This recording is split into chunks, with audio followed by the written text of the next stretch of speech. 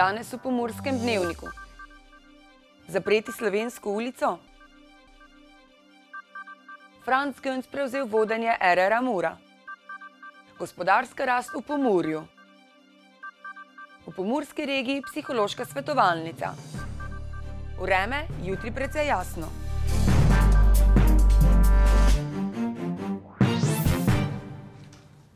Drage gledalke in gledalci, lepo pozdravljeni v tokratnem Pomurskem dnevniku. Na eni strani vse večji navalna trgovska središča na obrobju mesta, na drugi strani pa zamiranje dogajanja v mestnem središču.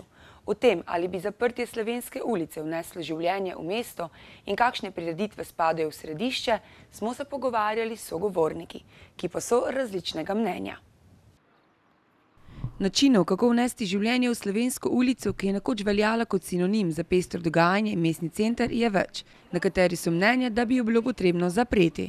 Ja, vsekakor. Po mojem mnenju je smiselno vsaj del te ulice, bi rekla od Blagovnice pa do šopinga, vendar je treba temu delu najprej dati vsebino. Temu delu mesta je najprej treba dati vsebino, potem pa seveda zapreti to ulico. Ja, jaz osebno menim, da jo je smiselno zapreti, vsaj na tem delu od hotela Diana do hotela Zvezde, pa da tu naredimo neko tako promenado oziroma en center dogajanja. Spet drugi se s tem ne strinjajo, saj menijo, da bi zaprtje vplivalo tudi na promet ponudnikov na Slovenski ulici. Nikakor ne. Ne vem sploh od kje komu taka ideja, glede na to, da je že tako ali tako prazna ulica, zakaj bi jo še zapirali. Menite, da bi zaprtje ulice vplivalo tudi na promet vas ponudnikov na sami ulici? Ja, definitivno. Treba je v bistvu samo promet umiriti in urediti celo ulico, da se neka vsebina vrne. In ne nazadnje, potrebno se je z lastniki teh prostorov začeti pogovarjati, kaj je z vsebino, kaj bo kdo počel in da dejansko potem vidijo, če imajo sploh smisel tu vztrajati ali pa pakiramo in vsi skupaj gremo. Ne? Vsi pa se strinjajo, da je potrebno Slovenski ulici dati vsebino. Ja, po moje bi najprej verjetno morali Slovensko ulico zapolniti z nekimi trgovini, butiki, lokali, turističnimi agencijami, v glavnem z nekakšnimi lokali, kjer bi ljudje lahko nakupovali, se družili. Prireditve pa, se veste, ljudem dati kruha in iger, v glavnem zabavno glasbene, kulinarične, nekaj takega, kot smo zdaj že v zadnjem letu izvedli v času martinovanja, v času božičnih praznikov in kot bomo letos v času občinskega praznika.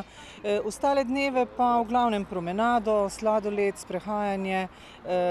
Nekaj moramo narediti, da bi se ljudje vračali v ta naš mestni center. Prav tako pa bi po mnenju sogovornikov bilo v središču mesta poleg trgovin in gostinskih storitev obiskovalcem ponuditi različne dogodke in prireditve, pa če se ulica zapre ali ne. Ja, jaz mislim, da če bi ta del ulice bil zaprt, da bi bilo smiselno prirejati več prireditev.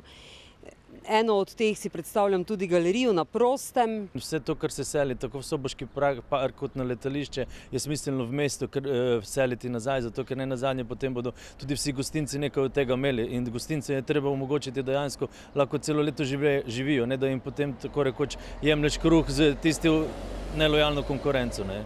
Vsi sogovorniki so si torej enotni, da je centru mesta potrebno vdahniti življenje.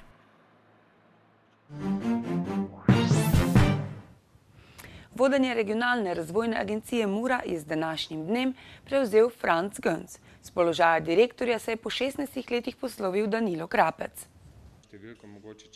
Mesto direktorja regionalne razvojne agencije Mura je z današnjim dnem prevzel Franc Gönc, nekdanji prokurist in namestnik direktorja RR Mura.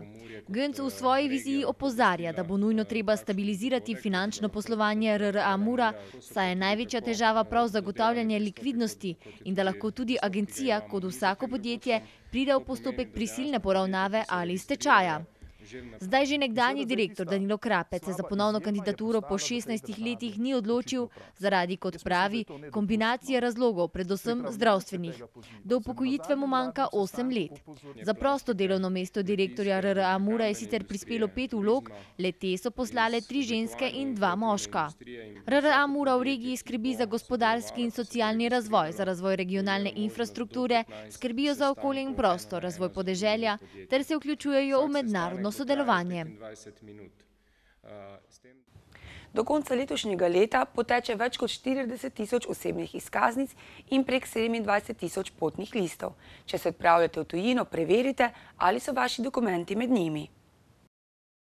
Na upravnih enotah povečano število vlog za nove osebne dokumente zaznavajo vedno med prazniki in v času poletnih dopustov. Na Ministrstvu za notranje zadeve pravijo, da se ljudje takrat pogosteje odločijo za pot v tujino, zato vložijo vlogo za izdajo bodisi prvega dokumenta, bodisi za menjavo dokumenta, ki jim je lahko že potekel ali pa bo potekel v naslednjih mesecih. Ob tem državljanom svetujejo, da ob načrtovanju poletnih dopustov v tujini pravočasno preverijo, ali imajo ustrezen in veljaven dokument za potovanje v tujino. Državljanom še priporočajo, da vlogo za izdajo novega dokumenta vložijo vsaj 10 dni pred potovanjem. Vlogo lahko vložite na katerikoli upravni enoti. Osebno izkaznico vam bodo izdali v roku 4 delovnih dni po prejemu vloge, potni list pa v 7 delovnih dneh po prejemu vloge. V nujnih primerih sta potni list in osebna izkaznica lahko izdana in odpremljena na pošto v roku 1 delovnega dne po prejemu vloge. V najbolj nujnih primerih lahko celo še isti dan. Za prioritetno izdajo osebne izkaznice je lani vložilo prošnjo dobrih 11% ljudi, potne liste je nujno rabilo skoraj 16% Slovencev. Če zahtevate nujno izdelavo osebne izkaznice, boste morali zanjo plačati 28,28 evra, sicer pa stane 18,77 evra. Cena običajne izdelave potnega lista je 42,05 evra, za nujne primere pa stane 56,10 evra. Rezultati v pomurskem gospodarstvu v lanskem letu so zelo spodbudni, saj je bila gospodarska rast v pomurski regiji zelo dobra. Z direktorjem Pomurske gospodarske zbornice Robertom Grahom smo se pogovarjali o gospodarstvu v pomurski regiji. Z te pisarne predvsem vedno gledamo na statistične rezultate naših podjetij, na rezultate, ki jih naša podjetja dosegajo, in nekako je tudi ta pisarna tista, v kateri se družijo naši gospodarstveniki, ne samo v pisarni, tudi v vseh skupnih prostorih.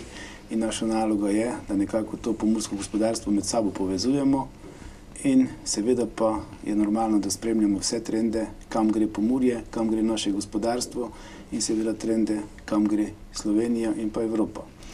In moram povedati, da rezultati, ki so bili objavljeni za leto 2014, so bili zelo spodbudni.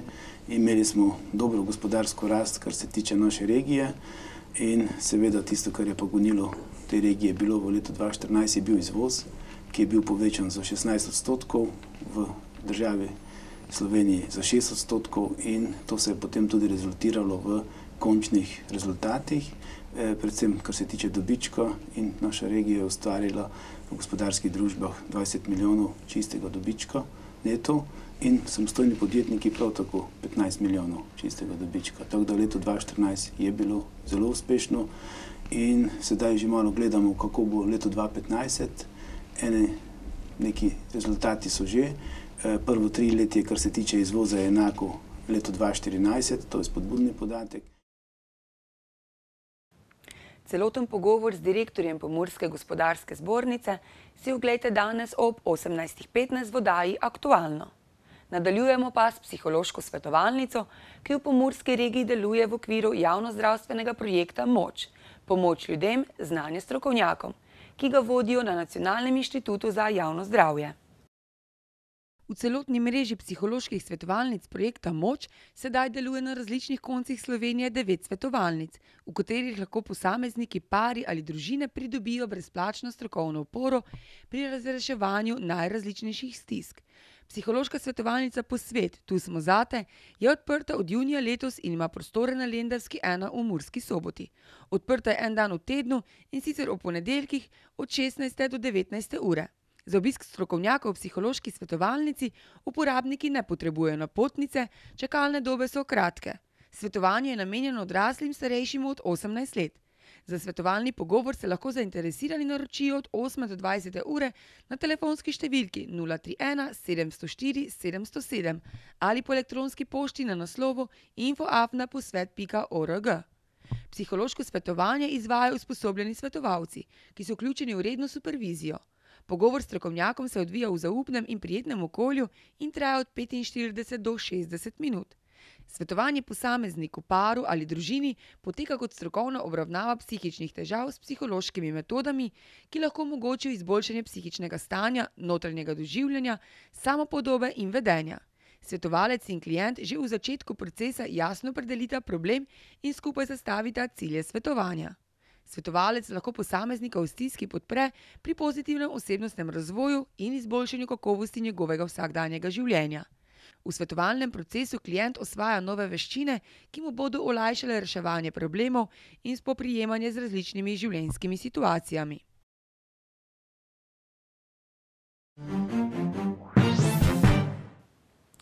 Jutri bo precej jasno, popoldne bo na severu možna kakšna osamljena nevihta, več o vremenu pa v nadaljevanju. Danes smo imeli sončen dan s temperaturami okrog 29 stopinj Celzija. Opoldne ste v Krinskem parku Goričko namerili 24 stopinj, v Radencih, Murski Soboti ter v Lendavi pa 26. Jutri bo precej jasno, popoldne bo na severu možna kakšna osamljena nevihta. Zapihal bo jugozahodnik.